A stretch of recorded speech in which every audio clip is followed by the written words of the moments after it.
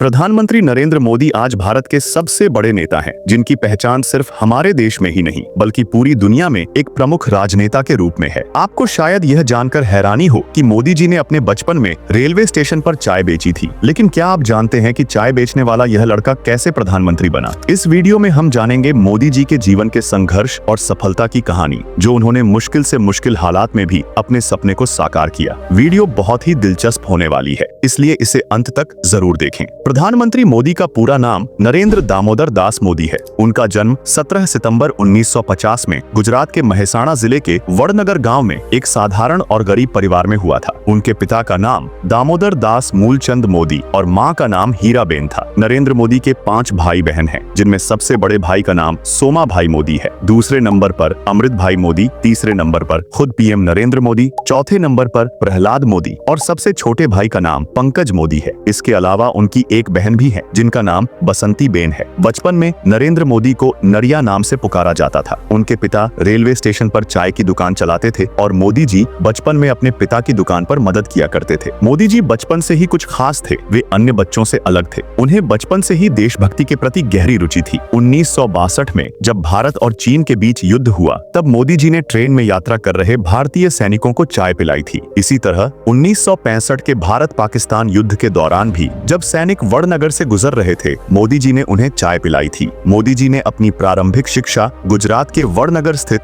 भगवता आचार्य नारायण आचार्य स्कूल से प्राप्त की थी और पढ़ाई में वे एवरेज छात्र थे। बचपन में उन्हें एक्टिंग का बहुत शौक था, जिसके कारण वे स्कूल के बाद नाटकों में भाग लिया करते थे और पुरस्कार भी जीतते थे। वे एनसीसी में भी शामिल थे। मोदी जी बचपन से ही निडर थे और एक दिन उन्होंने तालाब से एक मगरमच्छ के बच्चे को पकड़कर घर ले आए थे, लेकिन उनकी मां के समझाने पर उन्होंने उसे फिर से तालाब में छोड़ दिया। बचपन से ही मोदी जी संतों से प्रभावित थे और वे सन्यासी बनना चाहते थे। इसके लिए उन्होंने स्कूल की पढ़ाई छोड़ दी और घर से भाग गए। इस दौरान उन्होंने पश्चिम बंगाल के रामकृष्ण आश्रम सहित कई जगहों का दौरा किया। मोदी जी बचपन से ही राष्ट्रीय स्वयंसेवक संघ RSS के प्रति आकर्षित थे और उन्होंने इसमें शामिल होने का निर्णय लिया। 1958 में दीपावली के दिन गुजरात RSS के पहले प्रांत प्रचारक लक्ष्मण राव मानदार ने नरेंद्र मोदी को बाल स्वयंसेवक की शपथ दिलाई थी। वे बहुत मेहनती कार्यकर्ता थे और RSS के बड़े शिविरों के आयोजन में मैनेजमेंट का काम भी करते थे। RSS के नेताओं के लिए ट्रेन और बस में रिजर्वेशन का जिम्मा भी मोदी जी के पास था। वे कई महीनों तक हिमालय में साधुओं के साथ रहे और वहाँ की कठिन जीवन शैली से काफी कुछ सीखा। जब वे वापस आए तो उन्होंने सन्यासी जीवन को छोड़ने का निर्णय लिया और अपने भाई के साथ मिलकर अहमदाबाद के विभिन्न स्टेशनों पर चाय की दुकान लगाई।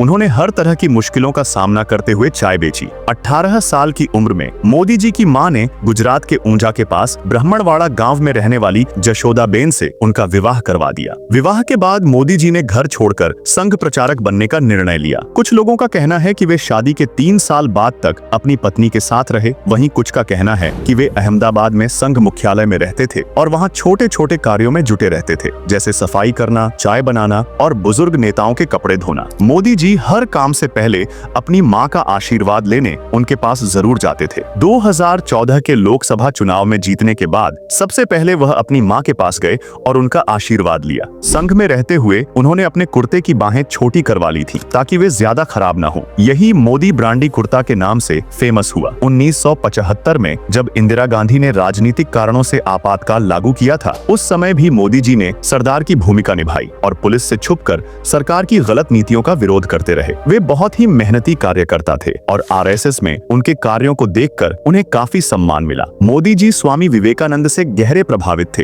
और उन्होंने गुजरात में स्वामी विवेकानंद की युवा विकास यात्रा भी निकाली थी। मोदी जी शुद्ध शाकाहारी हैं और 18 घंटे काम करते हैं, जबकि कुछ ही घंटे सोते हैं। वे समय के बहुत पाबंद हैं। लाल कृष्ण आडवाणी को मोदी जी का राजनीतिक गुरु माना जाता है। 1990 में मोदी जी ने आडवाणी जी की सोमनाथ से अयोध्या रथ यात्रा में महत्वपूर्ण भूमिका निभाई। इससे प्रभावित होकर बीजेपी के बड़े नेताओं ने मोदी जी को पार्टी में शामिल किया और वे पार्टी के लिए मेहनत और लगन से काम करते रहे। 1985 में गुजरात विधानसभा चुनाव में बीजेपी को बहुमत हासिल हुआ, लेकिन मोदी जी की शंकर सिंह वाघेला से कुछ नाराजगी हो गई। इसके बाद शंकर सिंह वाघेला ने इस्तीफा दे दिया और केशव भाई को मुख्यमंत्री बना दिया। मोदी जी को दिल्ली बुलाकर केंद्रीय मंत्री का कार्य सौंपा गया। धीरे धीरे केशव भाई की तबीयत बिगड़ी और चुनाव में पार्टी को कई सीटों पर हार का सामना करना पड़ा। इसके बाद अक्टूबर 2001 में बीजेपी ने मोदी जी को गुजरात का मुख्यमंत्री बना दिया। मोदी जी ने गुजरात में बड़े पैमाने पर विकास कार्य किए, हर जगह बिजली और पानी की व्यवस्था की और एशिया का सबसे बड़ा सोलर पार्क गुजरात में स्थापित किया। 2002 में गुजरात के गोधरा कांड में उनका नाम जोड़ा गया और न्यूयॉर्क टाइम्स ने उन्हें इसके लिए जिम्मेदार ठहराया। गोधरा कांड 27 फरवरी 2002 को गुजरात के गोधरा शहर में हुआ था, जब साबरमती एक्सप्रेस के S7 कोच में